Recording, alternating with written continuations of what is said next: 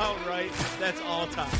That's all time. Derek Jeter is top 3 shortstop.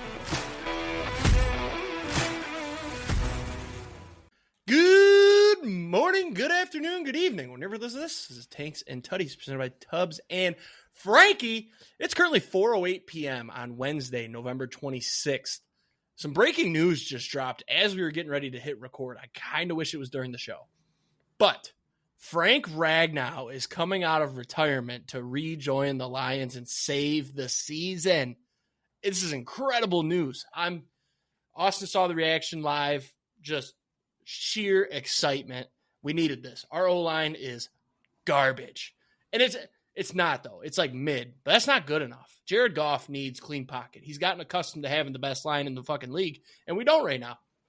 But with Frankie coming back, he's rested up. This might have been playing the whole entire time. I don't know. They might have told him, hey, man, go relax, take care of your body, shoot a couple bucks. We'll see you after hunting season. Because he got $2. I just looked. He posted. I'm so juiced. This is great. I doubt he's going to play this week. But who knows? I mean, if this was a plan, maybe he's been staying in game shape and they've been keeping it on the DL. We might see him out tomorrow. I don't know. Well, today, for those of you that are listening, I doubt it, though. But if he does, that's huge. I can't wait. I'm so excited. We needed this so bad. So, also, happy Thanksgiving for everybody that's listening. If you're listening on Thanksgiving, Let me be the first to wish you a happy Thanksgiving. That was pretty good. Also, happy birthday to Frankie. His birthday was Monday. Yeah, another year Okay. older. Didn't really do anything special, so. Yep. I didn't want to fuck that up. My week has been kind of blended. We are boozing this podcast. I'm off the clock. Frankie's off the clock as well, in quotes. So we're boozing. Let's get right into it. I'm excited. Obviously, Lions and Packers play tomorrow, today, depending on when you're listening to this, yesterday, who knows. So we'll talk about that. We'll talk about last weekend. Had some good games, had some bad games. But yeah, first up, locks and long shots, baby. We're almost back. We had 11 plays last week, and a little story to go with this. So the model, first off, off to a hot start, man. 10-5-2 to date. Pretty good. Also slightly better than that technically, but I got to go with what I put on the sheet. I'll run through them all. Colts +3 was a push.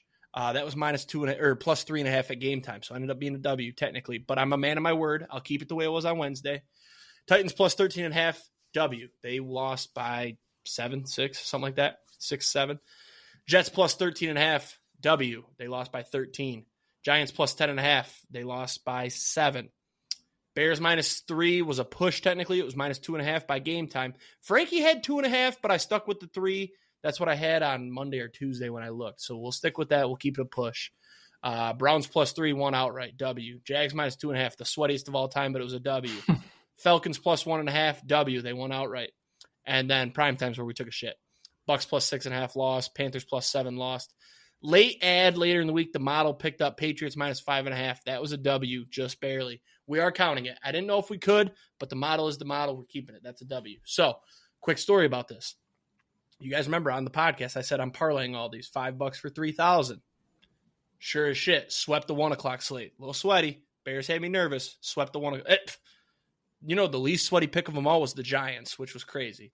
Colts was also sweaty, actually. Colts went to overtime, got lucky. The Chiefs kicked the field goal. I thought they were going to try to score a touchdown. They wouldn't. I thought they were the whole time. You also send out the field goal unit. You also got lucky with the Titans. No. The They Jets were down was lucky. 21 most of the game. You knew the Seahawks were going to give up. No. Yeah, they went in coast. They ended up losing by 6. The Jets was the lucky one. Oh, no. I'm getting a work call.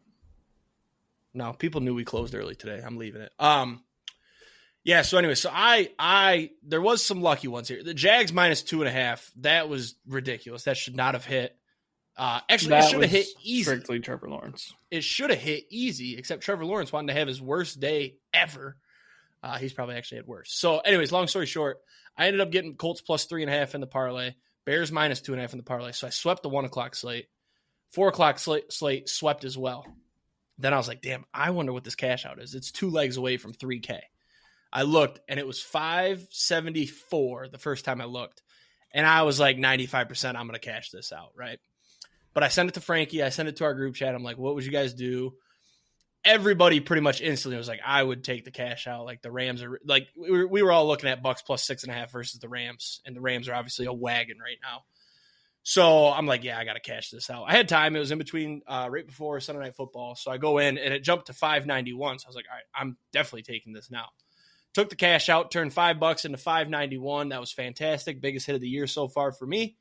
Stephon Diggs could have changed that, but we won't talk about that. So yeah, that was sweet. And then obviously the Bucks didn't cover, Panthers didn't cover, but still 9-2 technically. We'll call it. What are we calling it? 7-2-2.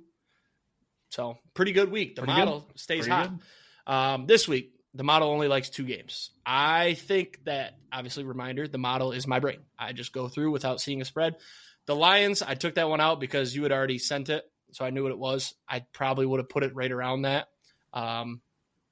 Like we said weeks ago, the home team would be favored by a field goal. That's exactly what it is. Like 3, 2.5 is where it's bouncing around right now. So I think as I do this, like I'm learning more about lines and how they're set and also paying more attention, thinking more deeply. So I only have 2 plays this week. And one of them's really gross. Raiders plus 10 at the Chargers. Let me pull it up. The model. Let me make sure this isn't a super important call. Nope, we're good. The model had this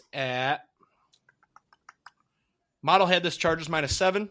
So ergo, we're taking the Raiders plus 10. We get more points. I hate that. I don't think this will hit. I think this is going to be a bad week for the model. I'm not going to lie. The second one, Broncos minus 5.5. The model had this at 10.5. I think the model may not have known that Jaden Daniels might be playing this week, but we roll. So yeah, that's the 2 locks this week. That's what we're riding. I did bet both, and I bet all of them last week straight, by the way. So I had that parlay plus all the straights. I put 1.25 units on all of them. Fantastic weekend for your boy. I don't know if I talked about it on this podcast, but I had to buy a dishwasher. So that's $500 out the bank account. It's paid for now. So that's fantastic. We love that. Long shots. Last week, Colts Bucks money line parlay. The Colts had a chance. I probably would have cashed this out. No, I wouldn't have actually, because I would have had the $5.90 sitting in my back pocket. So I would have let it ride.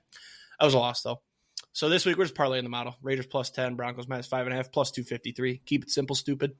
I don't think it'll hit though. Do not place money on the Las Vegas Raiders, please. I'm just following the model. That's it. That's all I got. Also, lock Jake to have over. We'll say over 1.5 plates on Thursday, and then Saturday we're gonna say over 2.5.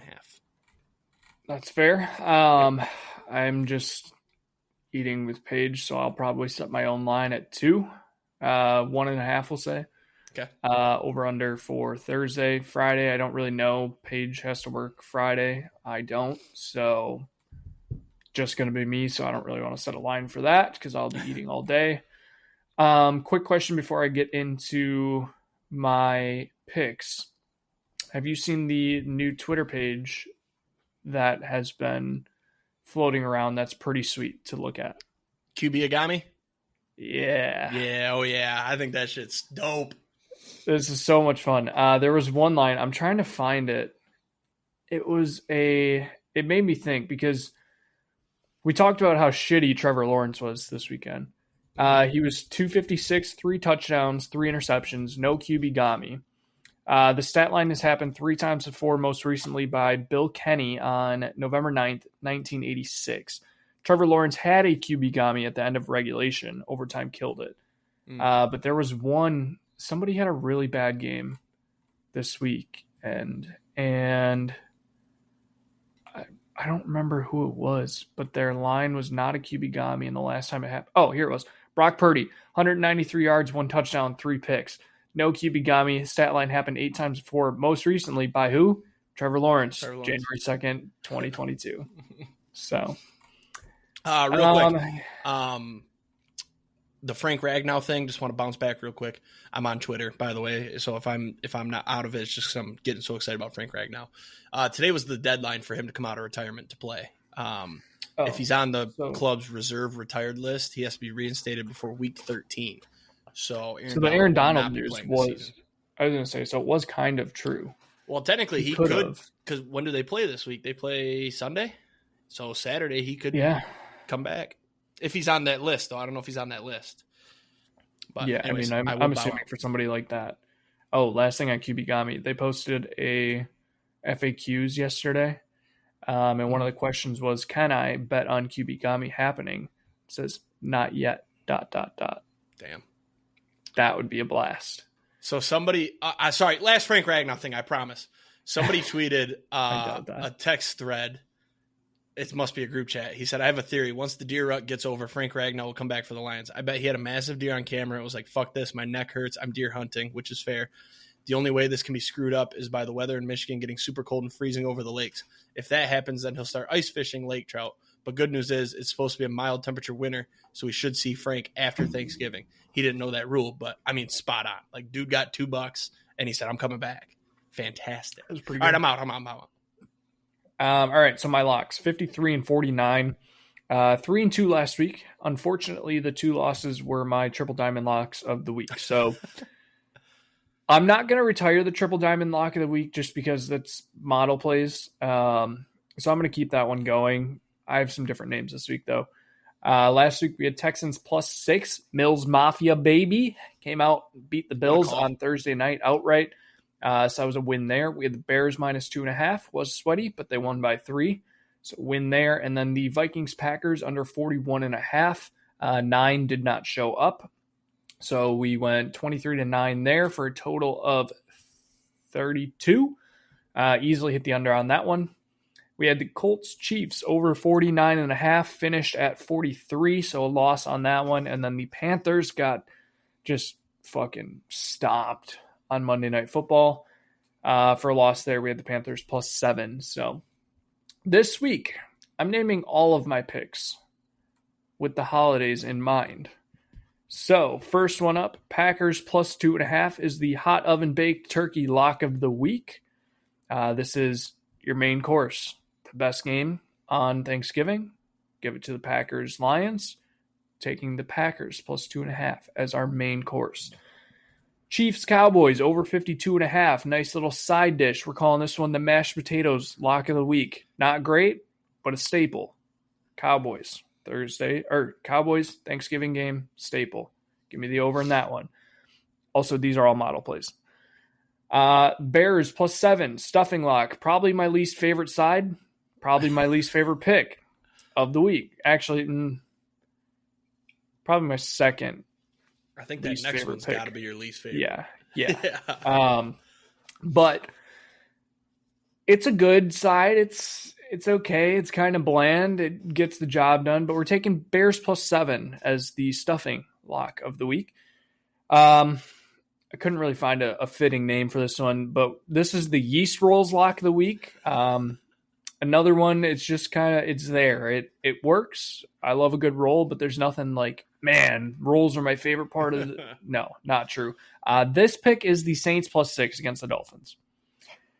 I apologize in advance. I will have money on this, but it is absolutely disgusting. And then the corn casserole lock. I personally love corn casserole. I think I said this last year too. We've had quite the conversation about corn casserole on this podcast. Yeah. It's good disgusting. Side. Disgusting. Love the pick, but it's disgusting. That's actually, it's very fitting for this pick. Some people love it. Some people hate it. Give me the Vikings Seahawks under 41.5 as the corn casserole lock of the week. I love this. Pretty great. I love this. Longshots 29 and 88, 2-1 last week. We had the Texans money line +235. We had the Browns money line +170 as the against all odds long shot of the week for the win. And then we had the Colts money line +154 against the Chiefs for the loss. Could have had a very easy 3-0 week there last week, honestly. This week, sticking with the theme, we're going Packers money line +120 as the pumpkin pie long shot of the week. Staple in your Thanksgiving desserts, pumpkin pie. Cowboys money line +154. This is the Snicker apple salad long shot. This one's a little sweet. It's good. Probably not the best one. Not everybody's going to pick it, but it's sweet, +154. Give me the Cowboys over the Chiefs. And then the sweet potato casserole, not really a dessert, but it is sweet. Another one where not a lot of people love it. Some people do, some people don't. Give me Wisconsin -6.5 alt spread versus Minnesota for the Axe +165. Sweet potato casserole long shot of the week. You guys are eating some weird shit out there in Wisconsin. Let me tell you. Why? What was weird? Just the corn casserole and the sweet potato casserole. Never heard of. It's basically just sweet I can see them with like almond or pecans and marshmallows and brown sugar over the top. It's delicious. Might be just your family thing. No, it's definitely not. Back to Frank Ragnow. He can't play until next week, so you're straight. I knew that wasn't the last time. So, his first game to return would be the Cowboys. Schefter says it's unlikely, so that would put it as the Rams, which is a good time for him to come back. We'll need him then. So yeah, that's gonna be a tough first game back. He's gonna get the shit beat out of him. Quick little thing, because I talked about college football, and obviously we don't ever talk about college football anymore. Wisconsin is. Yeah, I kind of figured. I was going to wait for you to bring it up first because I was like, oh, of course, now that somebody's team is in the playoff discussion, we'll talk about college football. But they've been in the discussion the last 2 weeks. I mean, it's like saying the Titans still have a chance at the playoffs. So no, it's not. Not at all. The Titans don't have a winning record. What the fuck? Terrible analogy. Yeah, but the odds that they both make the playoffs is pretty much zero. Anyways, no, Wisconsin fully back. Luke Fickell 2.0 is the real deal. We now have 2 ranked wins in our last 3 games. I wish this Luke Fickell was around for the beginning part of the season because I think Wisconsin would be where Michigan is at this point. We probably would have beaten Alabama. They'd be out of the playoffs. Probably would have beat Michigan. They'd be out of the playoffs. Probably would have put up a fight against OSU. I don't want to say we would have beat them. Indiana, who? Wow, listen how hard the schedule is. Holy shit. Yeah, dude. That's Alabama, what I'm saying. Ohio our State, schedule was Michigan, so hard. Indiana. That's crazy. Oregon Washington was in there. Illinois. Oregon. Yeah, Oregon was in there. That might be the hardest schedule anybody's ever played. Yeah, no, we statistically had the hardest schedule in all of college football. Yeah, wow. But with it being the Axe game this week, I do think that we are getting overlooked. We are the favorites. 1.5 point favorites in Minnesota. I think Wisconsin might just blow them out. I don't think Minnesota's that good. And Wisconsin is looking phenomenal recently. They've been back to playing their let's run the ball first. Not really worrying about throwing the ball. I should place hard-earned money on Wisconsin on Saturday to have something to bet. Yes. So I will not bet on the Michigan game. Yeah. So I need something to bet. You're saying I should. I usually take like 1 or 2 actual straight bets. Should I make it one of my 2?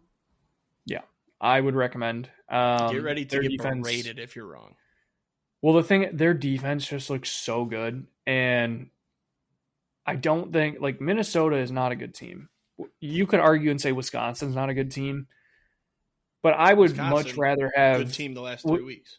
Yeah, and I would much rather have Wisconsin's offense versus Minnesota's defense than Minnesota's offense versus Wisconsin's defense. Let's look at. And honestly, if Wisconsin's offense doesn't put up any points, I fully expect Wisconsin's defense to probably put up some points. Minnesota lost to Northwestern by 3. Yep. They beat MSU, but almost lost. MSU's dog shit. I think Wisconsin would kill Michigan State. Got blown out by Iowa. Let's see Wisconsin. Any common opponents? Oregon, they lost by 14. They held them. I kind of love Wisconsin. I ain't going to lie. Wisconsin got blown out by Iowa. There's also the fact that they're playing for the chance, like a lot needs to happen. But if they win this week and there's a bunch of things that happen, they could still make a bowl game, even with 5 wins. So there's a chance, and I think if they would make a bowl game, they'd go. Last year they didn't, but there's like 31 seniors on this team. So I think if they end up winning and get chosen to play in a bowl game, they would go for the fact that they have so many seniors. So a lot of motivation behind this team this week. Gotcha. So, in other news, a game that actually matters, Michigan, Ohio State, Saturday. Big game. However, I said before the season, I will be betting 8-4, on this game. I don't think you want to know how I'll be betting on this game. I mean, you're going to probably take Ohio State. I might take an alt spread. I mean, yeah, that's the most square thought of all time. Do you know what happens in these games? Oh, like the spread is perfect. 12.5 road favorite in their biggest game of the year. I thought it was 10.5. Did it go down? It opened last time I saw it was 12.5. It was like last Sunday. If it's down to 10.5, you got to take Ohio State. But 10. The square pick is Ohio State. Oh, the number, like just take bias out of this. Oh, number one team in the country playing like mid 15, and they haven't, young quarterback. Yeah, I mean they haven't lost yet. Number one team -10. It's Michigan. But then you break it down. Ryan Day turns into a pumpkin when he plays Michigan. He doesn't know how to. He forgets that he's got the best offense in the country. He's got the best receivers in the country. The run game hasn't really been there. The quarterback, though, great. The defense, probably the best in the country. And all of a sudden, he turns into a pumpkin and he forgets how to play football. Michigan's playing with house money. They have nothing to lose. Ohio State, not really a ton to lose. They won't get bounced here. But if they lose this and then lose the Big Ten championship, they're probably out of the playoffs at 10-2. I also don't 11-2. Sorry, for Ohio State that it's in Michigan either. If it was in Ohio State, it wouldn't be 10, first of all. But don't get me wrong. I fucking hate Ohio State. Mm-hmm. Definitely more than I hate Michigan. And I don't know. 10's just looking at me like an easy pick there. I do think the easiest pick of the entire game is the under 43.5. Michigan can win this game. Under, I think so. You got Michigan's defense is okay. Ohio State's defense is very fucking good. Michigan can win this game. Obviously, like they won last year as 20-something point underdogs. That was a wild game. Our defense last year was so much better than this year. But Michigan can win this game. I mean, we have Jordan Marshall's playing. All of our running backs are good. Our O-line's played so much better heading up to this game. We looked good last week. Yeah, Maryland. Defense kind of got torched, but Maryland's freshman quarterback is good. He's going to be good in a year or two. It will be different. They'll be ranked. They're going to win games. Michigan can win this game. However, if they don't, like I said, this is house money. I thought 8-4, 9-3, you probably lose to Ohio State. Ohio State's going to be great. We took a step back. Freshman starting quarterback. He's made some terrible mistakes. But this is a game about, like, Sharon Moore last year probably didn't give a fuck about the games. Like, I got Cancer Boy, fucking, what's his name? I forgot his name already. So far in the past. Something Davis. Yeah. Davis Warren. Davis Warren. Yeah. He's like, I got Cancer Boy throwing the ball. He's going to throw for 40 yards and we're going to lose. When you have nothing to lose, Michigan, we could probably sneak into the playoff, but who cares? You got a freshman quarterback. You got running backs. Justice Haynes got hurt. He might come back next year now. He probably went from late first to early third now with the injury. He might come back. Jordan Marshall's going to come back. We're going to be really good next year. I don't give a fuck at this point. You lose the game, sure, whatever. But you win that game, you might get in the playoff conversation. You get to watch a playoff game. You probably lose the playoff game, to be honest. But a team with nothing to lose is dangerous. That's the final thought. That's what happened last year. We made our bowl game, and we just had nothing to lose. And we went into Columbus and beat the shit out of them. There's something in Ryan Day's head that's blocked. Once we lose to Ohio State, I'll be nervous about these games, and they're probably going to mean more as the years goes on because Ohio State's going to stay good. Michigan took a huge step back because Harbaugh left. That fucked us over. But as long as Ohio State's got Ryan Day, they're going to be Ohio State and be top 10, do this whole nine. Mm-hmm.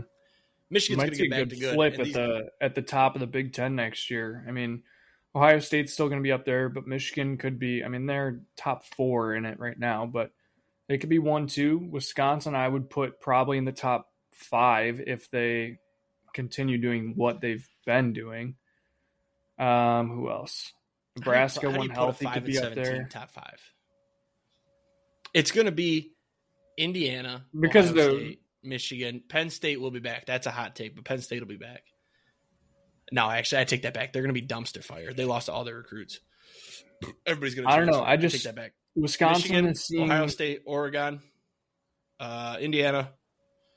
I guess Wisconsin could slide top 5. That 5 spot's kind of open. That's what I'm saying. Yeah, I mean, I guess. Ooh, is Baker playing? They're Baker's establishing their game. They're getting recruits coming in. So, we'll see. What were you saying? I just saw Baker update, but Holy fuck. Okay, one more college football note. I'm looking at the Big Ten standings. So overall, total points for the leader in the Big Ten is Indiana at 476. Wisconsin is the bottom. If I had to let you guess, in 11 games, I had it pulled up. In 11 games, how many points do you think Wisconsin has scored? The leader in the conference is 476. I would say you average 21 a game, average, because you've had some 0, some 10. Average 21. What's that math? Let me do the math. I'm not cheating. 21 times 11. 231. What if I told you it was 147? That's bad. How many? Wow. 147 divided by 11. That's a little 13. 13. About 13 to 14 points a game. Wow. That's some Big Ten football. We've given up 242. The fact that, that's good. Not really. That's 242 is an average of 2, 3, 21 4, a game. 5, 6, 7, 8. I guess it's 9th in the conference, which isn't bad. What's Michigan's point for? 197. Ohio State's is 84. No. I'm saying points for. Oh, points for. Michigan 322. That's pretty good. You guys have over doubled us. That's insane. Especially in like we've had some bad games. 197 is good though. Yeah, I think Michigan has a chance to make the Big Ten championship, but some crazy shit would have to happen. We got to beat Ohio State. Oregon needs to lose. And then we would have to. No, I think we physically cannot. We needed Indiana to lose last week and this week and Oregon to lose this week. Yeah, no, it's not possible. So that's why Michigan's even in even a better spot. Because like if you win, you're probably in the playoff. Like you're ranked 15 right now. You beat the number 1 team in the country. It's probably pretty safe to say you'll go up to top 10. Yeah, Ohio State's going to be in regardless. They're going to. Ohio State's fine but the problem is they got to win the Big Ten championship. If they lose to Michigan and then lose the Big Ten championship, you could argue they shouldn't be in the playoff. They probably still would though. No, like last year. Not a chance. If they lose to Michigan and lose the Big Ten championship to Indiana, they are still in. Your losses are to number 2 and number 15. One on the road. Yeah, but Texas is 9-3. Site. I'm not arguing. It's going to get sloppy. It's going to get sloppy. If I want Michigan to win for 1, chaos. 2, because I'm a fan of the team, obviously. 3, I want them to win, and then if we get left out, I get to be pissed for a year. And I get to fucking tweet at the NCAA and just be livid. Huh? Ohio State is in 100%. I'm looking to see what their playoff percentage is.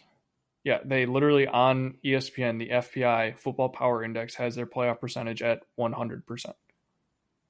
Indiana's second at 99.9. See, now I'm rooting for Ohio State to lose this one and lose the championship.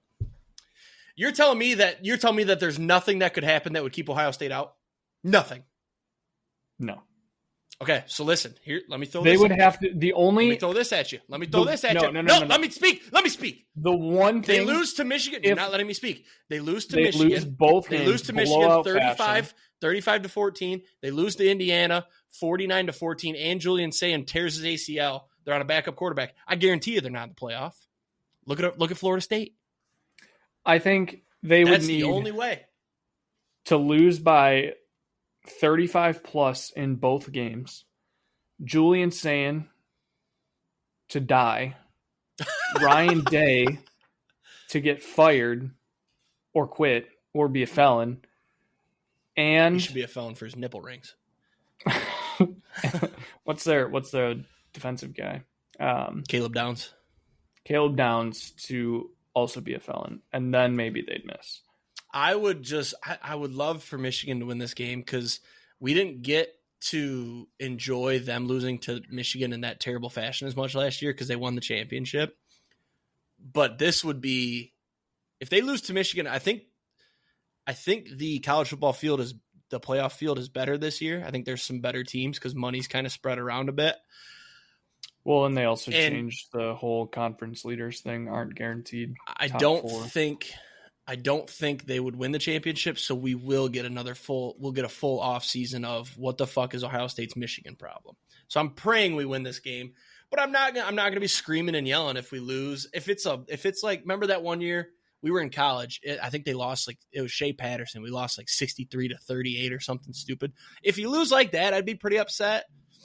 But if it's like, if they barely cover, or if they win by 17, even 21, 21's kind of on the edge. Yeah, I think it's going to be a competitive game. I think it'll come down to the wire, and hopefully, I don't think Bryce Young is mature enough yet. I think he'll make some stupid-ass throws, but if we focus on running the ball, it's winnable. There's like 10-point spread is like, in college football, that's not that crazy. NFL, it's like, oh my God. But in college football, that's not nuts. So I just, there's a playoff. Look at last week. JMU was too. minus 13.5. They won by 4. So it happens. Yeah, there's a playoff predictor. And you select your team, and then you select the outcome of this week's game. Yep. And even if Michigan wins, they are still projected to have a 99.9% chance to make the playoff. It doesn't let you pick the conference title, unfortunately. But I just think if it'd be interesting. You got teams like BYU, Texas Tech, Texas A&M. If Texas they lost to Michigan, they'd be projected a 4, and Michigan would be a 10. That's what I'm saying. Winning, we're in. We're in a good spot, man, because you don't have to go win a Big Ten championship to get in. You're just probably in. Because what are you going to punish us for losing to Oklahoma, who's probably going to be in there too? USC, who's been good. Like, our 2 losses aren't terrible. They're both ranked. Wait, what? If I go to Michigan for the predictor and then pick them to win, then it lets me say, will Michigan win its conference championship game? They wouldn't be in. I think they have 0 chance to make the Big Ten championship. I'm going to put doesn't make the game. Then your playoff percentage would go to 40. I just feel like that's wrong. We're ranked 15th. If you beat the number 1 team, you're going to be the 9 seed, it says. Yeah, you'll be 9 or 10. Is this old? Does it think there's 4 teams? No, it shows all 12. Weird. All right, let's talk NFL. Yeah. That's enough college. We did disregard college totally. Well, my team wasn't relevant until the last. Your team wasn't relevant. Mine was hard to watch for most of the season. Man, imagine if we just beat USC. Wisconsin also upped their. They extended their Under Armour deal for the next 10 years, which I don't really like because I think their Under Armour stuff is kind of bland. But side note, funding. A sport we haven't talked about: college basketball. Michigan's good. They have bounced back. That actually does remind me. So I haven't really watched any college basketball outside of, I watched USC and Creighton yesterday. I don't know if you saw the parlay I placed. What a random game to watch when there's that many good games. Well, I placed a parlay yesterday. It's $5 for $36,190.80. It was Seton Hall, USC, sorry. Seton Hall plus 6.5. They lost by 2, so they covered. St. John's moneyline versus Baylor, they won. UNC moneyline versus St. Bonnie's, they won. Then it's 6 futures. JSN, Offensive Player of the Year, he's plus 105 right now. Pretty safe. OSU, National Championship, plus 165. Loser. OKC to win the NBA Finals, plus 180. Pretty safe. Dodgers, plus 370. Loser. Vegas Golden Knights. Loser. Mega loser. Scotty Scheffler. Winner. Masters. I've seen people do those. They're fun. I kind of want to do one. I'm just kind of hoping that I haven't checked yet. There's probably not one yet. I hope that, so based on the timeline, I should be able to get JSN, OSU,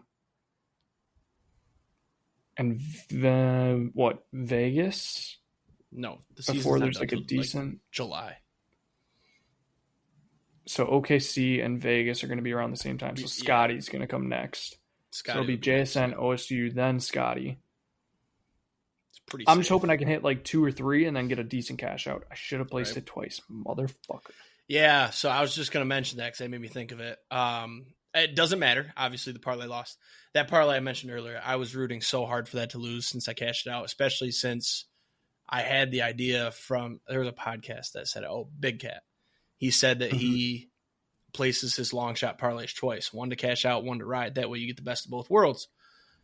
So I was like, damn, luckily the Bucks didn't cover because then the cash out would have went to 1,000 and then the Panthers didn't cover. So all good there, but I will be doing that from now on. Have one to cash out, one to ride. Same with that Diggs one earlier in the year when I didn't cash out and I rode it and I lost. I could have had 200 and rode that. That would have been fun. So let's talk NFL though. Before we mention our teams, let's fly through. You mentioned the Texans. They controlled the Bills. The Texans defense is so good. So good. Bears held on. We talked before the show. I don't know why Bears fans are so confident. Their defense is terrible.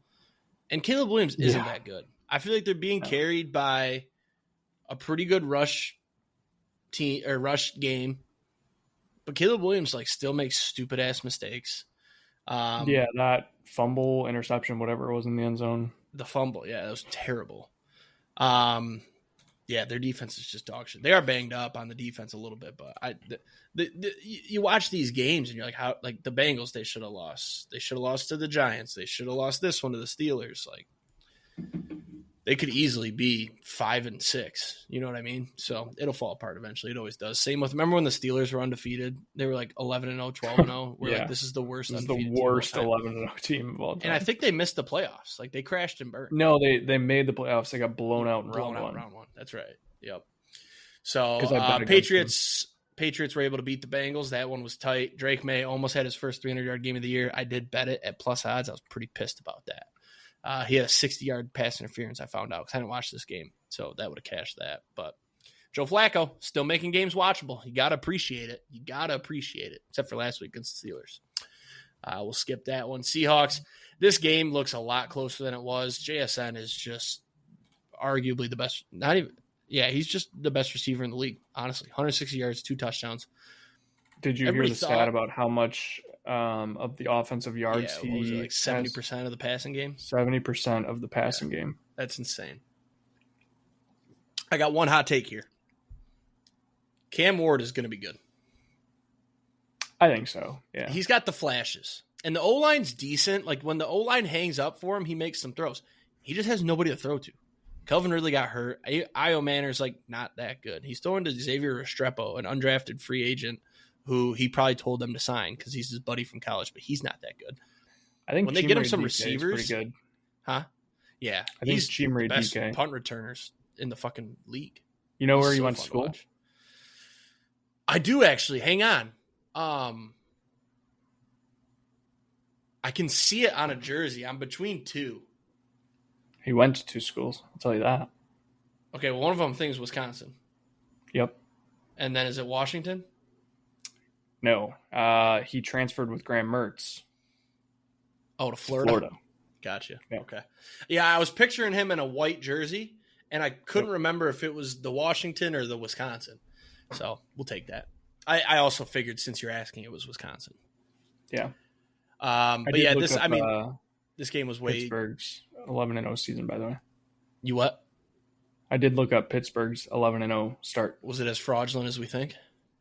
Yeah. So they won at the Giants week 1 by 10. At home against Denver, they won by 5. Houston, they beat by 7.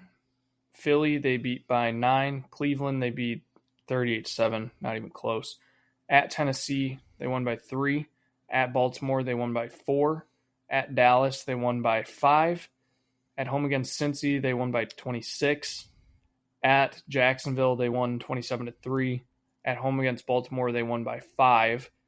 And then they went loss, win, loss.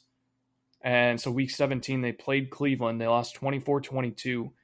First round wild card, they played at home against, it says New York, but it has Cleveland's logo. So I'm not really sure who they played, and they lost 48-17. Wow. 48-17. Yeah. What the? Was that the year? That's the year they lost to Jake Browning, no? Or some other shitty backup for the Bengals. That was their first loss, I think. 27-17. Ryan Finley. He threw for 89 yards. He was 7 for 13. Yep. I remember that because we watched it at Javi's buddy's apartment. I don't know if he wants to be named, so we'll leave him out. He was insufferable. He wouldn't admit that they were shit and just getting incredibly lucky. And it all worked itself out just like it will with the Bears. Yep. I think the Bears have graduated to decent, but calling them good or like I've seen elite on my timeline. Year. Huh? That was COVID year. That was 2020. Yeah, that makes sense. Calling the Bears good / elite is just crazy. They are not either of those. Not. Ben Johnson he's going to be a great coach. I'll give you that. But the roster is not there. Yeah. All right, back to it. Colts Chiefs. Great game, boring game. Colts had it. Daniel Jones, pumpkin alert. What was the stat? Defense is very good. Chiefs defense very good, but Daniel Jones like missing open receivers, 19 for 31, 180. Jonathan Taylor, they couldn't get it going. Chiefs defense is just so good. That's what the Chiefs do. It's happening. Kibigami that game. We could have had or did. No, we did. Patrick Mahomes, first Kibigami, 352, no touchdowns and a pick. Oh, not bad. Not bad. First one ever. I bet you'd have a lot more QB Agamis if you included the passing, the 29 for 46. That's probably why he doesn't. Yeah, that's true. All right. Ravens Jets, super boring game. The Ravens don't look good. I feel like Lamar's hurt and playing through it. Yeah. Because the Jets aren't he's just good. not running. He's not running. Derrick Henry also has the time come? I think I feel like a lot of people have been talking about it this week because he's just like, this should have been the game where he just fucking stomped all over the Jets. And right. 21 for 64 isn't really that impressive. It's 3 yards a carry. Right. And he just hasn't been that good. And I feel like he's at the age, I think everybody just expected Derrick Henry to slowly drop off. And I think it's going to be more of a plateau where he just kind of, boom, nothing. Because last year he was fantastic. Kind of what this year has been. And this year he's just been kind of mid. And when he runs the ball, he looks slow. He's getting tackled pretty easily. He's not that beast that we used to see. So he does have 4 games over 100 yards. And he's got 9 touchdowns. But also the touchdowns are because they're not letting Lamar run. Yeah, against the Jets, he had 2 touchdowns. They were both from the 1. And usually that's where you roll Lamar out to make a pass or run it in. I bet Lamar before the year to have over 4.5 rushing touchdowns. I think he has 1. He missed a couple games, but I saw this future and I'm like, oh my God, that's easy. He has 1. Yep. He's only rushed for more than 30 yards 4 times this year. I feel like I've had him in parlays with 40 plus a couple times too. It's frustrating. All right, moving on. Browns 24-10. Terrible game. Shadussy, he made 1 good throw? That deep throw? Yeah. If you take out that screen pass that went 65 for a tud, he had 144 yards passing, 10 for 19. 10 with a pick. So not that impressed. The pick was laughable too. Yeah, the pick was bad. How about Jerry Jeudy? Did you catch that one? Yeah, I mean, Shedeur makes a nice throw to the wide open Jerry Jeudy, and then he goes to do a jump cut and gets the ball punched out from behind. But he was skipping, just bad look, run. Or it was a bad look, but also I don't know if I necessarily blame him. He's trying to make a move on a guy. Everybody's like, oh, he just handed it to him. No, the guy came from behind him. Jerry Jeudy has the chance to win me a fantasy football championship. I think with Shedeur letting it fly, if he stays in that starting rotation, Jeudy might get some looks. And I've got him. The Browns defense, holy shit. Browns defense, very good at football. 9 sacks. Granted, it's Geno. I think Geno should probably retire. How about Pete Carroll? Who's got it worse, Pete Carroll or Bill Belichick? Probably Pete Carroll? No. You don't think so? Just Bill because of his girlfriend? Horrible publicity, yeah. Yeah. But he's going home with a hot, she's hot. Do you think he bangs? Yeah, but it's the hot crazy scale. She's far higher on the crazy than she is on the hot. She did adult cheerleading. How about that? Yes. That was insane. I don't know though, to watch it yet. I don't know. When you're an old guy like that, if you're getting it when you get home whenever you want it, huh? Who's getting paid more? Probably Bill. College football money's more. And Pete Carroll's got to live in Vegas. Like he gets to wear the Carolina colors. He's in North Carolina. It's probably beautiful fall. Like he's just sitting in Vegas, and he probably has an old wife. Bill's got the young stud. Not a stud. That's a weird term for a hot lady. Right. Yeah, Bill definitely makes more. College football money's crazy. $1 million base salary, $9 million in supplemental income. That can't be right. Who? His buyout is $20.8 million. Yeah. Anyways, moving on. I need to itch my head. I'll be right back. Jeez, oh Pete. This hat. So I bought this hat. I don't remember. Back when Hard Knocks came out. It's the itchiest hat I own. It's crazy. All right, moving on. Jags Cardinals. We kind of hit on that. Trevor Lawrence, but thanks for covering and hitting our parlay. We did hit our 4-leg spoiler alert. Yeah, Jacoby Brissett can let it sling though. Like Marvin Harrison owners get excited if he ever plays this season because he rips it, and they're always losing because their defense isn't very good. Eagles Cowboys. This is one that I wanted to mention. The Lions broke the Eagles. They really did. Packers too. I'll give it to the Packers. They were part of that. The Eagles offense puts up 21 points. They're up 21-0. And then they must have thought back like, wait, we couldn't score against the Packers and the Lions, but now we can score, so let's not score. And then they stopped scoring. Jalen Hurts went back to a pumpkin. The thing that is going to kill them this year, I will bet. I'll bet I can't think of anything, but I'll say I would bet that the Eagles don't win it this year for two reasons. A.J. Brown and losing their offensive coordinator. Their offensive coordinator's cheeks. The play calling is terrible. He's listening to the media. He's listening to A.J. Brown saying, I want more targets, I want more targets. It worked at the start of this. A.J. had like 6 for 50 or something and a touchdown quick. Yeah, he looked really good. He looked fantastic. And then all of a sudden that dissipated. They can't run the ball. That's what's really, really killing them. But they Their give up O-line on is it. Not good right now. They give up on the run so fast. So fast. Yeah, Saquon, I don't think it's him. I think it's the O-line. Saquon still got it. Like, we've seen the big runs. It's also the Madden curse. Madden curse, 100%. 100%. And Jalen Hurts is just not a very good quarterback, honestly. He's good for fantasy. Yeah. I get some good fantasy points out of him, but he's not good. Question for the Cowboys is George Pickens wide receiver 1? I would say that he's benefiting from CD getting the number 1 corner. Like last week. It's crazy too because it was like Pickens at the beginning of the year was like, Pittsburgh Pickens. Yep. And as CD soon as got hurt, CD popped off. got hurt, it was just like, holy shit, we have this guy too. Yeah. And then they're like, now CD's back, and they're like, you know what? Actually, we kind of like this Pickens guy. Well, in their can't believe defense, the Steelers let him go. That was for DK. insane. Yeah. Like, who cares that he's a drama queen / diva? Like, the dude is good.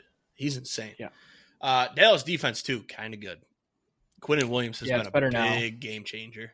They were terrible Yep. until that Quinnen Williams trade. So, Jerry Jones, I think I clowned you, but good job. Like, that's great.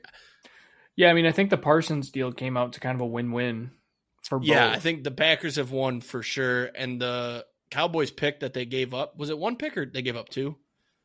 2. Yeah, we gave up 2, a first. Or you guys? Oh, wait. First. No, second, sorry. I think. I'm saying the picks they sent to the Jets for Williams. Yeah, it was one of the picks that we gave them. It was one of the picks you guys gave, and wasn't it one of their own? Yeah, I think so. But the own pick is now getting worse and worse because they're winning games. That's what I was trying to say. Like, it's not going to be a top 10 pick, I don't think. And the Cowboys have a strange chance to make the playoffs. The NFC is going to be a bloodbath. 10 wins might not get you in. It's insane to say. Oh yeah, easily. But yeah, like I'm looking at the Lions, and you're thinking like, oh, 7-4. Okay, if we lose to the Packers, 7-5, you got some winnable games. You get to 10 wins, you're probably in. No, like you got to get to 11 to be comfortable in the playoffs. It's crazy. All right, moving on. We forgot to mention the biggest thing of the Browns game, by the way. Let me try to think of what it was. Oh, Myles Garrett having like 100 sacks. That happened too. What? The Browns punted from the Raiders' 29-yard line. Oh, yeah. when want to talk about score rigged? was 24-10 and the over-under was 36.5. You want to talk about rigged? If it was a 58, 57, even a 55 yarder, I'd be like, okay. But what was that? 45 yarder. It's funny because I saw a video of Austin Eckler on TikTok being like, all you guys think football is rigged, whatever, like comment below why you think it is, and I'll tell you why it's not. And he made like 3 or 4 follow-up videos, and all the comments are like, explain the Browns punting from the 29 when the total was 36.5. And he just skipped over that comment every single time. He made 4 videos, all responding to the other ones, and never once came to that, and just ended his video streak after 4. Yeah. That's strange. That feels so rigged. Luckily, I didn't have any money on it. I just had I was Browns on the under. plus 3.5. You had the under? Damn. I had the under. Winning side of it. Well, that's what's kind of confusing to me is like, well, I guess not. I feel like the public was probably on the over because it was so low. Maybe. Yeah, that was sketchy though. All right, Falcons Saints. Falcons won. This was a gross game. And then the primetime games were shitty. The Rams, we talked about them earlier. They're a wagon. Devontae Adams is addicted to 1-yard touchdowns. Nice to see the fade route coming back, though, at the goal line. You don't see that anymore. Looking back at like Kelvin Johnson, Devontae used to run it pretty well, and Stafford knows how to throw that ball. And he laid a couple dimes. Yeah. I didn't watch a single minute of either of the primetime games, Sunday night or Monday night. I watched a majority of Sunday, but none of Monday. How injured is Baker? Baker, I believe he was kept out because the game was over. I think like they're in the playoffs. They got to make a push. I think he'll play as soon as he's ready to. I think he'll play this week. He didn't practice today. What'd they say? A AC joint sprain? Yeah. On his left shoulder that he already had surgery on. Yeah. Who do they play this week?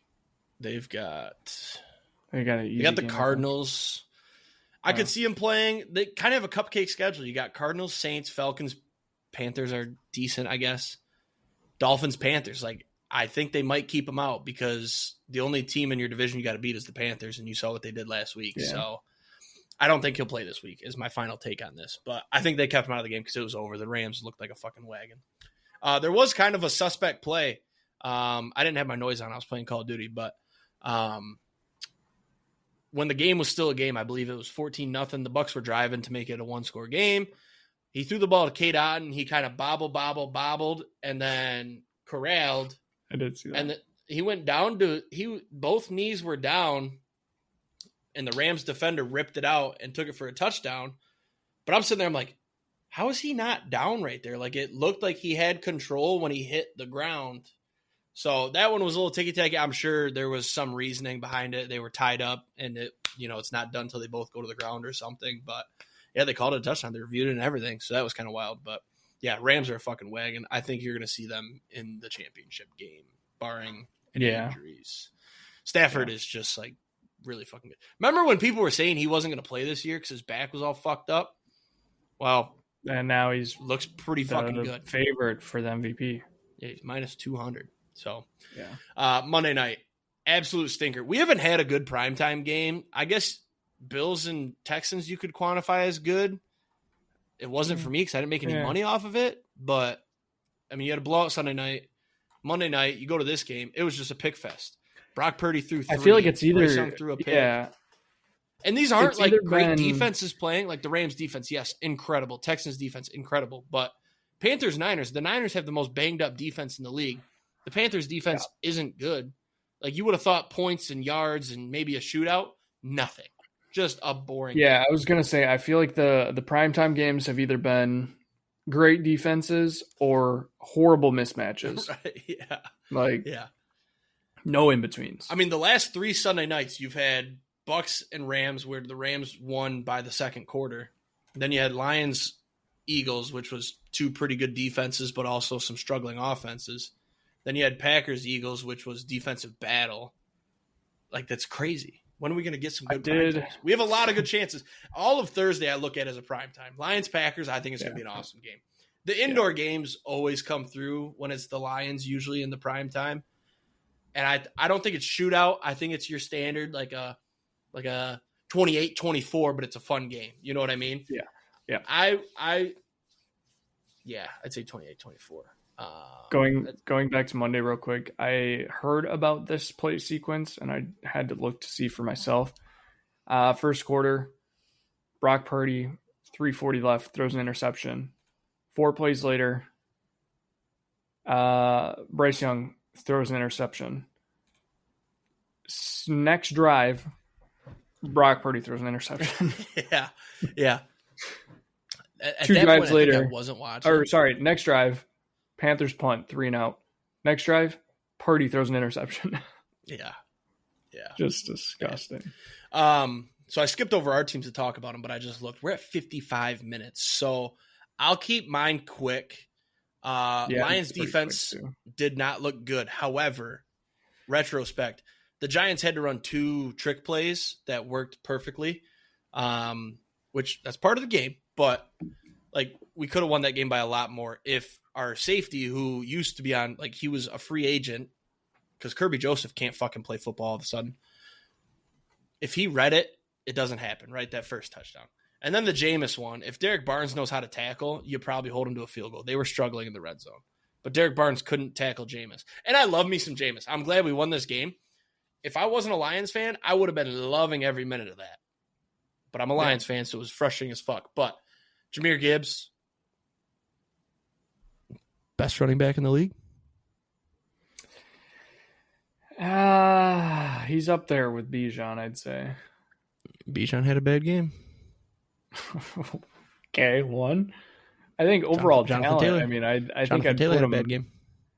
Yeah, I think Bijan and Gibbs are 1-2 just because of the youngness and the freshness, for sure. Agreed. And it varies by week. Taylor's This week 3. it was Gibbs. Who? CMC 4. Who's Taylor 3? 3, CMC 4. I can agree with that. 5.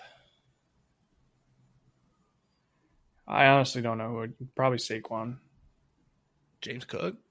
James Cook's pretty good. I'd put Saquon over James Cook. That's the thing is you have to take them out Pure of their current talent. situation, right? Because Yeah. Saquon's O-line's dog shit, but he's good type of deal. Mhm. So any other points from this game? It's I got a the couple age-old points. thing. When Jared Goff doesn't have a clean pocket, he's bad. Like he can't evade. He doesn't know how to just burn the football to not take a sack. The Giants' defense isn't good. Their pass rush is good, and it killed us. Yes, if they got also- some secondary help, they'd be decent. Yeah, if they go get some secondary offseason, Jackson Dart comes back, Scatabo, Malik Neighbors, they're going to be scary next year. Like their O-line is decent too.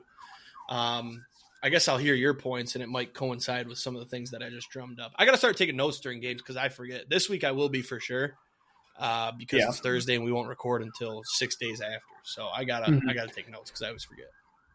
Yeah. So, question: were Ben Johnson and Aaron Glenn the reason you guys were good? We shouldn't be allowed to pull up text during the middle of the game. So yes or no?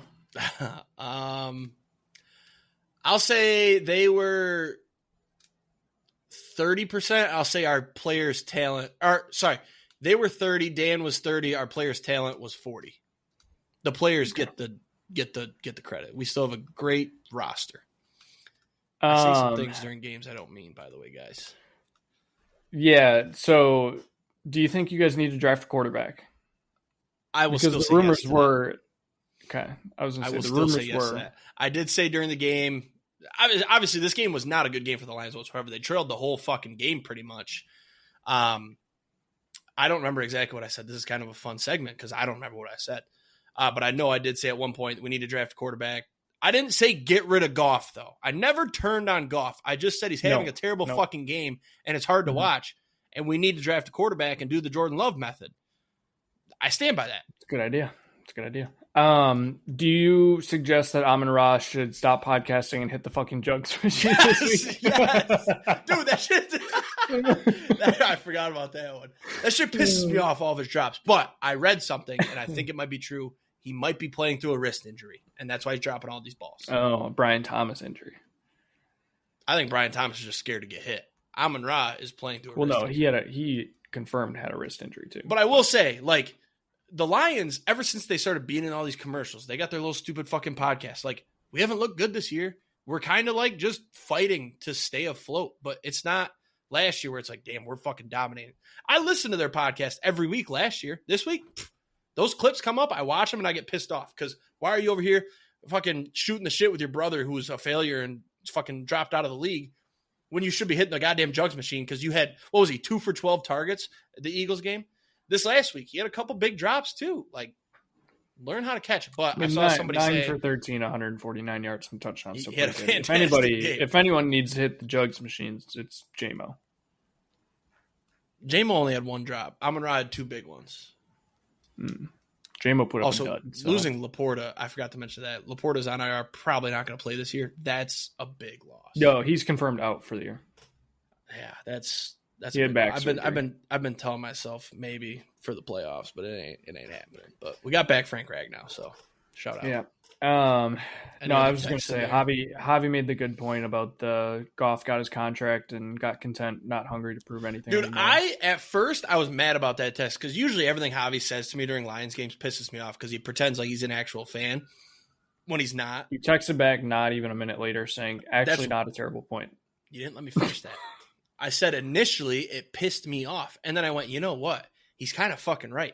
He got this massive contract. He got married. Yeah, I see all these videos from her about, oh, yeah, Jared Goff at a Halloween party, blah, blah, blah. And he just got content. He's just like, you know what? I fought back. I became a good quarterback. People don't hate me. I feel like he got content. He's spot on with that. He was hungry to prove LA wrong and go and get one with the Lions. And I feel like now he gets this big fat contract. He's like, yep, I did it, man. I fought back. I'm good now. And it's like, where's the hunger to win a championship? Because right now people are going to say the Rams won that trade because they got the ring. Yeah, if we get a ring, we definitely won with the amount of talent. A ring and a potential MVP. Right. So where's the hunger to go win a ring? Yeah, it took me a minute, but I realized that's actually a fantastic point. But initially, every time Javi texts me during those games, I usually think, like, what the fuck is this guy going to say? Heard it here first. Carson Beck, Detroit Lions, first round pick next year. Nope, didn't like that one. That's the thing is that the quarterbacks this year. And I feel like if we do take a first round quarterback, I'm not going to be excited about it because nobody's going to have the talent level that Jared Goff has right now. You can get Mendoza. That wouldn't be bad. Won't be there. He won't be there. I don't want to trade up. 20? Huh? I like 20? Fuck off. I mean, you guys aren't even in the playoff picture right now, are you? Ooh. Can I tell you something that's going to shock you? You're not going to expect this out of me, but this is a true statement. Aiden Hutchinson doing nothing all game and then getting that sack and celebrating it like I had a great fucking game and talking shit in his post-game presser, not a fan. He generated no pressure. He was getting sunned the entire game. Yeah, I don't think it really shocks me to hear that, honestly. I feel like I felt that way about Parsons a couple times this year, but also I feel like Parsons, I feel like he generates when he knows he has a bad, and like if he has a bad game, he knows it and is like, hey, got to be better. Like he's not the flashy guy as it is to go out there and be like, yeah, we're fucking the best defense in the league. Like I don't know. Yeah, like Hutch, I didn't watch his he celebrate on the field. Yes, you just won the game. Totally cool with that. Don't care. It was I saw a post-game presser where the right tackle that was blocking the whole game talked some shit because he didn't like that he celebrated the way he did, but you just won the game, and that kind of saved your season because you lose that game, I think you don't have a good shot at the playoffs. But then in the post-game presser, a reporter brought it up to Hutch, and he responded by saying, like, some cocky shit, like, oh, I was in his face, blah, blah, blah, blah, blah. It's like, you didn't do shit, though. Like, you had a couple pressures, and Hutch just doesn't look athletic when he plays. Like, he'll make plays. He's had some fantastic games. Shocked with how good he looks after snapping his leg in half. Yeah. But he just doesn't look athletic when he's out there, does he? But I can't talk too much shit. Look at me. I'm drinking beers on a Wednesday night, so it's blackout Wednesday, though. All right, enough about my team. Disappointing. Nope. Kirby Joseph thing. This dude tweets every week that rabbit with the clock, like, oh, I'm going to come back. Just wait. We're now 6 games into this. So you tweeting 6 weeks into this. You tweeting this fucking picture and you don't come back. I don't mind because we're in a good spot. We're 7-4. We've battled. We found some guys. Come back when you're fully healthy. Don't rush it and get hurt again. But don't tweet this shit. Get me all excited that you're going to play. And he also tweeted like the interceptions leader with the eyeball emojis. Like, oh, I'm going to take back the interceptions league. You can't take it over if you don't fucking play, Cal. Like, stop tweeting. Just stop. That's the thing, man. I've always hated the Lions that guy. being good has ruined me because Dan Campbell's in every fucking commercial. The Amon-Ra's doing his fucking podcast. Montgomery's on. I love Montgomery. He's on the podcast, but he's funny. He's humble. Fucking Terrion Arnold's tweeting shit. Kirby Joseph is all over Twitter. Brian Branch, all over Twitter. Hey, Brian Branch, maybe wrap somebody up instead of lighting their shit up so you get a flag. Just wrap up and tackle them. If they throw a flag, then yes, let's bitch. But when you lower your head and you hit him in the head and complain about a flag, you're going to get a flag. Have you not learned by now? All right, there's my blow up of the week. Brian Branch, love the dude. I do complain when they throw the flags, but then when they show the slow-mo where he lowers his helmet and hits the guy in the dome, how do you complain on Twitter about that?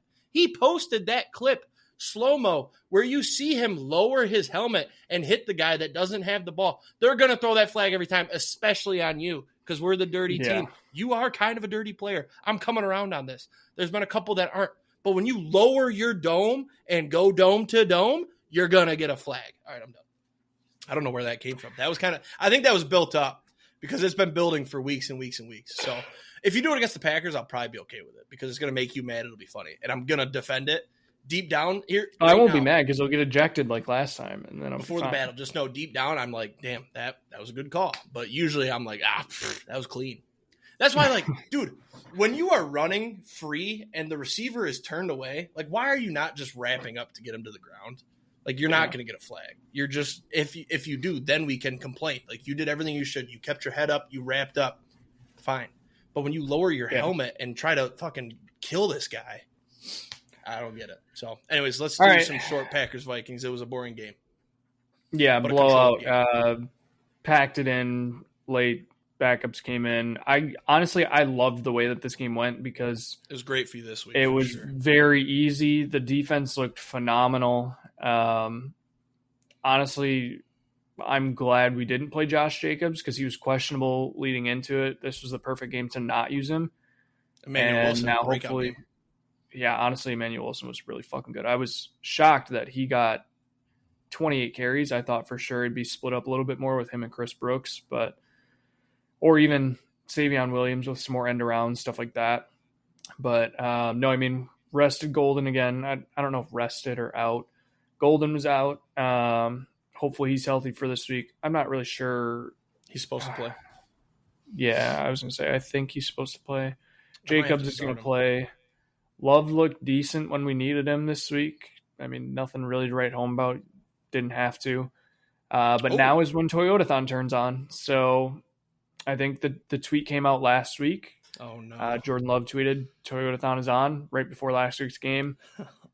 Didn't really need him, so I don't really know. So, yeah, you guys get the first full force of Toyotathon on Thursday when you guys don't lose or when you guys don't win Thanksgiving games. I did see, I don't know if you've seen Gavin, his tweet about the Lions game yet. He posted a TikTok. I'm not sure if he about the Thursday game. Yeah, I feel like the public's going to smash the Packers. I would also probably agree. I think that they will. I don't know though. That 2.5 number that leans favorite. I feel like because you just got to win by a field goal. Yeah, it's going to be a good game, I can't honestly. I can't find it on Twitter, but he posted a TikTok and it was like, Thanksgiving where favorites are 51-4 or 51-7 all time against the spread or something like that. We're going to end up taking the Lions. And then he was like, but wait, there's only one coach who's got a winning record in the history of football on primetime football or something like that. I don't remember exactly what it was. And it was the Packers and Matt LaFleur. And then the fact that Jared Goff is 1-3 on his last 4 Thanksgiving games, and the one win was against Matt Eberflus. No, not Matt Nagy. Eberflus and the Bears, when they just fucking handed that game to them. Well, no, we almost handed it to them. I thought they almost handed it. Let me see if I can run through. Last year we beat the Bears. The year before that was the Packers blowout. Year before that was also the Packers. I'm looking right now. Not that important. We got to roll. Yeah, I think it's going to be. I'm very high on the Packers. For a neutral fit, yeah, you're very confident. We have a good You team. beat the Bears last year 23-20. And the Bears probably should have won if they knew how to call a timeout. But you go to overtime at home, Ford Field. That place is going to be rocking. It's going to be a tough place to play. But lost at home to the Packers in 2023. With how our defense looked last week.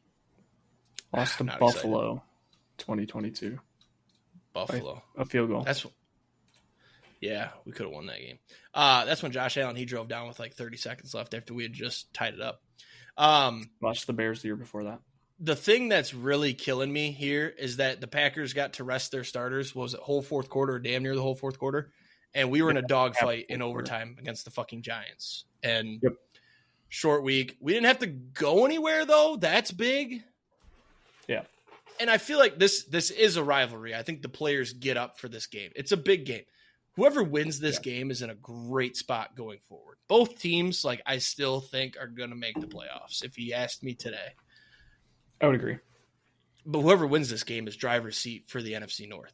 Because both, did we talk about it earlier, or was it before the podcast? Similar schedules. 2 tough opponents, 2 pretty mid opponents. I think you have 3. Mm-hmm. You got the Bears twice. Then you had the Broncos. Both have the Vikings. We've got the Broncos. You guys have the Broncos. That's right. So, yeah, I think whoever wins this game is driver's seat NFC North. It's going to be one of the two. It's not going to be the Bears. If I could bet everything in my savings on the Bears to not win the NFC North, I would. Actually, I wouldn't. That'd be unresponsible. So, all right, let's cook a parlay and get out of here, huh? I have a quick suggestion. Okay. We rip at least a 2-leg parlay for touchdown scorers and for the normal parlay for Thursday only. For Thursday or – okay, yeah. And then we cook one up for Friday through Sunday. Okay, I like that. Do you want to do 2 legs or 4 legs for the touchdowns? I would say let's just do easy 2 legs on Thursday. I just want easy stuff on Thursday because that game's going to stress me the fuck out. I won't be betting much on Thursday. So let's just do some easy. I like that. Okay. I'm not going to bet it yet because there'll probably be some nice boosts tomorrow. Yeah. I'll put it in mind though for the odds. All right, so touchdown. Should we say no Lions Packers allowed or no? That's not fun. No. I don't really care. Let's say this. The Lions, no. Let's say this. We each have to pick 1 leg. Oh, we're only doing a 2-leg. Yeah. At least for touchdowns. We could do a 4-leg for Thursday only. And then for touchdowns, we just each pick one. But we each pick 1 touchdown for the whole day. Okay. And I'm going to avoid that game because I am not good at picking Lions touchdown scores. So I'm gonna bow out of that one. That's fine. You can give your touchdown score for Thursday first. Okay. Let me cook here. All right. I got it. Hang on. I gotta find the odds. It is gonna be I'm getting a little risky since it's only a 2-leg, right? I was kind of thinking the same thing. Okay. Xavier Worthy, plus 180. Okay. All right. Thursday, I'm going to go. Can you not take a Packers Lions so I have something to watch? Yeah, I'm not going to. I don't want to have to root for. But for the 4-leg, we have to do one from that game. We'll do a player prop. We have to do a player prop from that game and then any line. But it can't be Lions or Packers. That's fun. Let's do that. Give me Yoshivas. Ooh. Plus 295 on Thursday. That is plus plus T. Higgins, Joe Burrow's back. 6. Worthy and Yoshivas is plus 1,006. Mm-hmm. Yoshivas is plus 295. No, I know. Even though he's the number 2. All right, and then Sunday, Friday through Sunday. Yep. So what are we doing? TD scores, right? Yep. All right. Man, I had one in mind earlier today, and I didn't write it down. I always do this. I have these thoughts. So when I'm at work, I'm always thinking about on podcast days. I'm like, all right, what am I going to run here? And I had one earlier that I'm like, oh, this happened. All right, I'm going to do a weird one. That's kind of gross. Redemption, maybe? No. I'm going to go fairly simple with mine if you're okay. If you're going simple, I'm doing a weird one for my first one.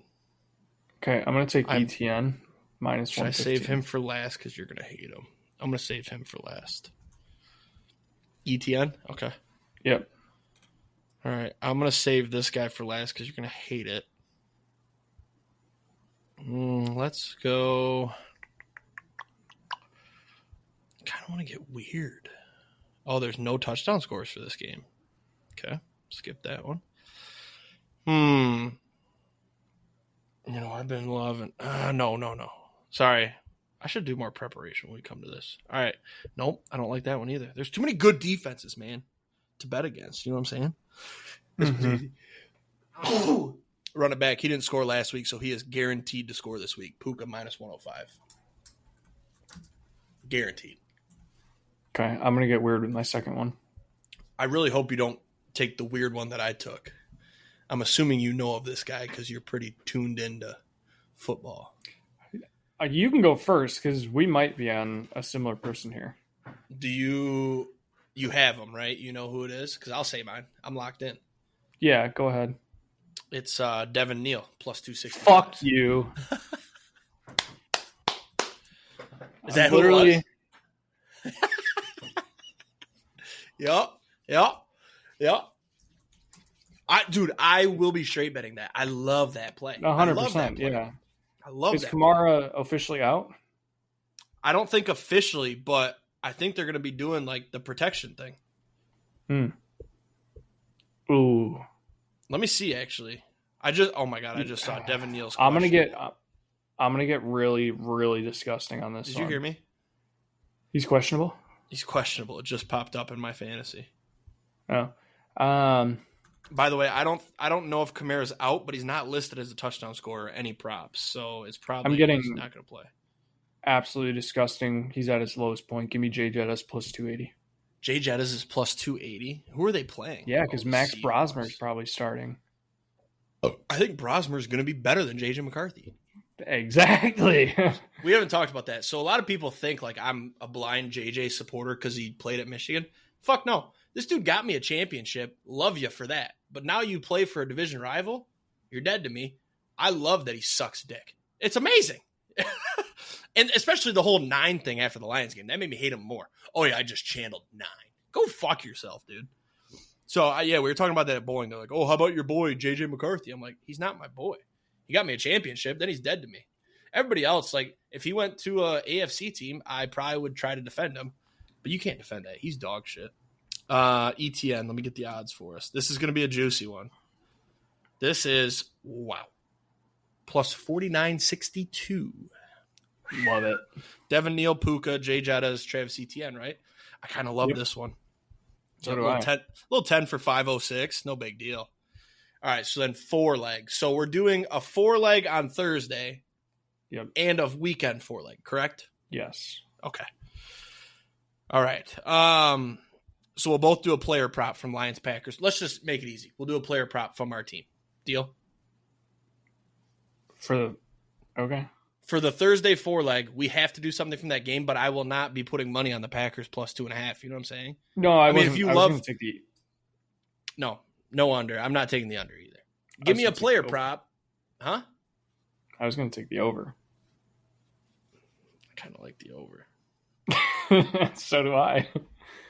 You can take the over. I'm doing a Lions player prop though, so if you want to do a Packers player prop, we're probably gonna. I'm thinking you and I are gonna cook something separate too, though. Yeah. I was gonna text you and have you give me 3 legs. I'm gonna use my own 3 legs and make a 6 leg. I thought that'd be fun. But your 3 legs have to be Packers. Okay, so then just keep your player prop out, and we'll just do a normal 4 leg. We'll do the player prop one off to the side on Thursday, tomorrow. Okay, so you want me to not take something in this game? I mean, I thought we were going to take something. I don't like anything else. I only like the over. I don't like the Packers cover. I don't like the Lions cover. I think it's just going to be sneaky offensive because Packers defenses look good, but we're indoors, so we're going to score points. Gibbs is going to run for 200 yards. You know what? I'll take whatever pick you want for Thursday. I'm taking a player prop in that game because there's one I love. Okay. And it is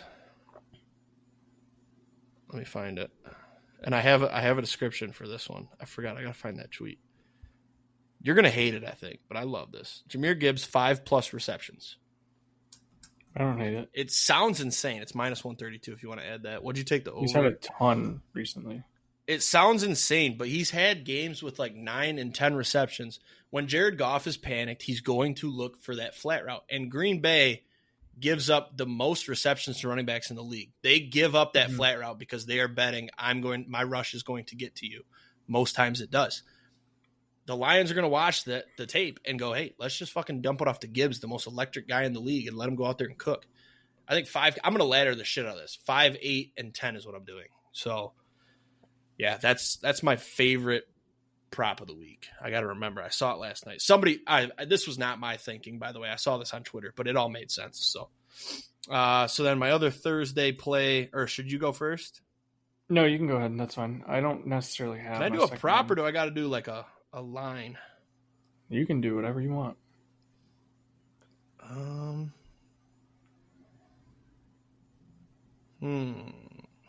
Nope, I don't want that. Ooh, can I get weird? Can I get weird? I'm also getting weird. I think we should maybe keep it safe though, because I love the over. You like Gibbs. Mine's not going to be in love risky. with It's Gibbs just going play. to be weird. Let me see what this line is. No, I'm not going to do that. I was going to do Lamar to throw a pick because he statistically doesn't throw picks, but he's not right now. And you would think the Bengals can't get a pick because their defense is bad. That feels like he's going to throw a pick, and it's plus odds. But I won't do it. So the one I'm going to take is the Bengals first quarter under 3.5 total points. Their team total. Don't love it, but I'll ride. You know me. I'm a rider. I think Burrow's going to come out slow. Is Pacheco playing? Off an injury. He's supposed to be, yeah. I don't think they're going to give him rushing yet. Let's take his under. Let's take Pacheco under 28.5. That's disgusting. Let's do it, though. Pacheco under 38.5. Let me get the Bengals first quarter under. Bengals first quarter team total. Is that under team totals or what? You have to go to quarters. I'm in quarters. And then scroll down. Oh, this is quarters props. Hang on. Oh, my notes. Here we go. Quarters. Quarter team totals. Quarter team totals. Here we go. Bengals minus first quarter under 3.5. All right, that's plus 914. Kind of like it. Not bad. Kind of like it. All right, I'm gonna throw a tenner on that. Or no, that's Thursday, right? Did I want to throw 10 on Yeah. that? No, I'm gonna wait for the boost on that day. I'm gonna wait on the other. No, I'll bet the other one. All right, so now we got to do a full right weekend for Yep. Okay. Holy shit. I know. We got a lot. Should we just skip Paige's picks, just give records, and then we'll update next week? I don't think anybody actually listens to that part anyways. We're at an hour 22. Either way. I can rip it otherwise. I'm taking Rams minus 10 as my first pick. Rams minus 10. That's a safe bet. Where the fuck are they? I'm trying to place this. Rams minus 10. I'll go. I really like that. Is Jaden Daniels playing? Do you know? No. Let's take Broncos minus 5.5 then.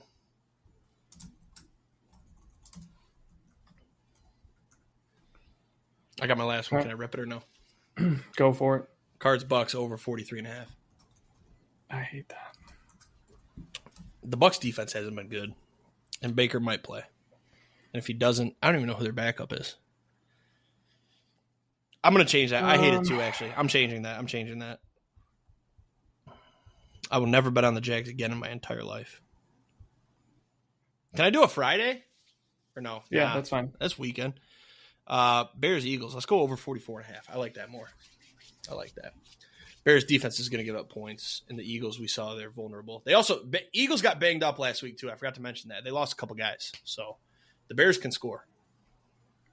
Give me Niners Browns over 36.5. Ugh. Love it.